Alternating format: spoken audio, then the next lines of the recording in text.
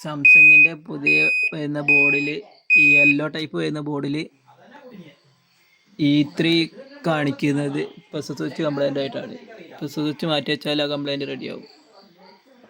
ഈ green type ബോർഡാണെങ്കിൽ അതിൽ P നടിക്കുക press സ്വിച്ചിൻ്റെ error വന്നാൽ. ഇതിപ്പോൾ ആ ബോർഡ് കംപ്ലൈൻ്റ് ആയതുകൊണ്ട് ഇപ്പോൾ വേറെ ബോർഡ് വാങ്ങിയതാണ്. അതിൽ വെറുതെ ചെക്ക് ചെയ്ത് നോക്കിയപ്പോൾ കാണിച്ചതാണ്.